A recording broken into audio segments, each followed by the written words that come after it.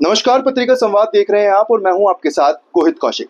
CBSE board ने अपने 10वीं और 12वीं के स्टूडेंट्स का रिजल्ट घोषित कर दिया है और कई बच्चों ने अपने हुनर, प्रतिभा और मेहनत के दम पर अच्छे अंक हासिल किए हैं। साथ ही कुछ ऐसे बच्चे भी थे जो सक्षम नहीं रह पाए, लेकिन आज हमारे साथ एक ऐसी स्टूडेंट मौजूद है जिसने 10वीं में 95.2% जो है वो हासिल की है।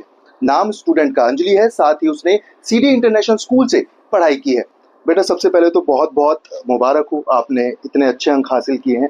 साथ ही क्या कुछ चीज़ें जो थी, आप किस तरीके से मेहनत करते थे और कितना अभी महसूस आपको हो रहा है? Thank you sir. पढ़ाई के लिए मैं तो बस क्लास में बस ध्यान देती थी, ज़्यादा घर पे भी उतना पढ़ती नहीं थी और अच्छा लग रहा है, but I feel like I could have done better, so थोड़ा वो रिग्रेट हो रहा है। But overall I don't regret my 10th, क्योंकि मैंने मस्ती भी करी, पढ़ाई भी करी, and that's what's more important. आप कितनी परसेंटेज जो है वो एक्सपेक्ट कर रहे थे और कितने नंबर से आप चूक गए? 96 97 एक्सपेक्ट कर रही थी, बट कम चले गए, साइंस में नंबर कम चले गए। जी। अंजलि की मदर भी हमारे साथ मौजूद है। मैम, बहुत बहुत मुबारक हो आपको कि आपने इतने अच्छे बच्चे को, भारत को आप सौंप रहे हैं, क्योंकि हुनर है, प्रतिभा है। और साथ ही आपको कैसा महसूस है इस बारे में? हमें बहुत अच्छा लगा और इसमें इनके मैडम सर का बहुत योगदान है। विकास सर, सोनिया मैडम, निष्ठा मैडम, मनीषा मैडम और राकेश सर का। वो लोग जहाँ भी इसे ज़रूरत पड़ती थी सीडी स्कूल में, तो वो हेल्प करते थे पूरा, इनका मैडम और सर लोग। जी। बेटा, आपसे एक सवाल रहेगा कि कौन से सब्जेक्ट आपको सबसे ज़्यादा पसंद थे? साथ ही कितने टाइम जो है आप पढ़ाई करते थे, कितना समय पढ़ाई को देते थे? मेरा फेवरेट सब्जेक्ट है इंग्लिश, आईटी और बायो। जी। और मैं एक दिन में 2 आवर्स पढ़ाई करती थी। केवल 2 घंटे आप पढ़ाई करते थे और आपने 95% हासिल किया। हाँ। और अगर आप इससे ज़्यादा पढ़ते तो क्या पता आप 100 के आंकड़े को भी क्रॉस कर जाते। नहीं, 100 तो मतलब लाना मेरे जैसे बच्चों के लिए इम्पॉसिबल ही है, बट हाँ, मेरे 95 भी कोई बुरा स्कोर नहीं है। कितना, मतलब आपका क्या शेड्यूल रहता था? सुबह किस टाइम उठते थे और फिर कितनी देर आप जो थे पढ़ाई को टाइम देते थे, फिर खेल कूद करते थे, कैसे करते?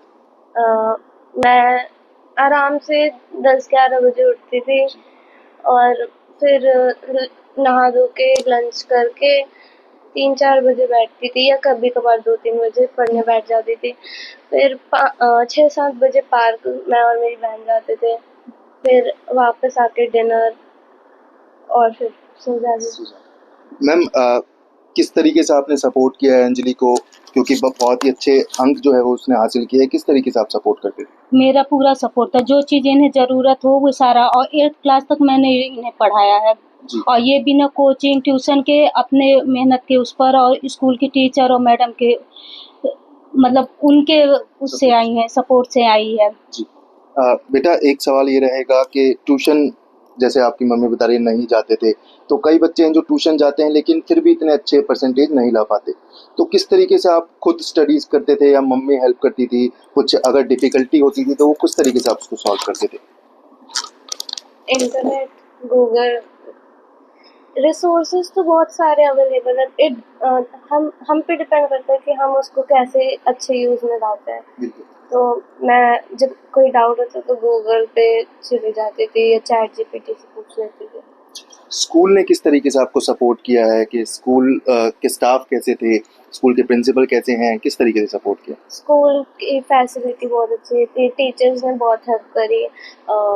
जैसे कि मम्मी ने कहा, सोनिया मैम, निष्ठा मैम, विकास सर, शिखा मैम, मनीषा मैम, जितने भी टीचर्स हैं बहुत अच्छे थे। आईटी में मेरे फुल मार्क्स आए हैं, 100/100। तो राहुल सर ने भी बहुत अच्छा पढ़ाया, उन्हीं के बदौलत इतने अच्छे मार्क्स आए हैं। तो जिस तरीके से सीडी इंटरनेशनल में कहा जाता है कि एआई को लेके क्लासेस दी जाती हैं, कई जो है करिकुलम एक्स्ट्रा करिकुलर एक्टिविटीज जो है वो करवाई जाती हैं, तो आप सब में पार्टिसिपेट करते थे, कैसा आपको लगता था, कैसी फैसिलिटीज? बहुत अच्छी फैसिलिटीज़ है।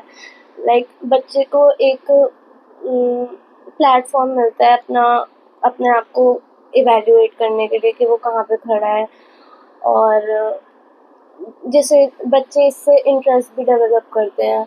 जी मैम, एक सवाल ये रहेगा कि अक्सर देखा जाता है कि माँ अपने बच्चों को उनका ब्रेन शार्प करने के लिए बादाम खिलाती है, तो कुछ ऐसी चीजें भी आप ट्राई करते थे या फिर किस तरीके से? ऐसी कुछ नहीं, लेकिन मेरा ना खुद का कुकिंग चैनल है, तो जी। अपना जो चीज़ बनाते थे नेचुरल वो सारी चीज़ें ये लोग खाती थी। जी। बाहर का कम ही खाती, जितनी चीज़ें बनती थी घर ही पे बनती थी। तो जी। बादाम-वादाम तो रेगुलर वाला नहीं है, लेकिन अपना कुछ ना कुछ ट्राई करते रहते, इनको देते रहते नेचुरल पूरा। जी मैम, कितने देर जो है वो पढ़ाई करती थी, तो आप किस तरीके से उसको सपोर्ट कर रहे थे? क्योंकि आजकल बच्चों में जो है मेंटल स्ट्रेस भी काफ़ी हो जाता है और कहीं न कहीं पेरेंट्स का प्रेशर रहता है, तो उसको किस तरीके से आप मैनेज? जैसे ये पढ़े, अगर लेट नाइट अगर पेपर है तो जागते रहते हैं उतनी देर तक, हम भी जब ये सोएगी तभी सोते हैं, जी। इसके पहले नहीं सोते हैं। पूरा सपोर्ट रहता है।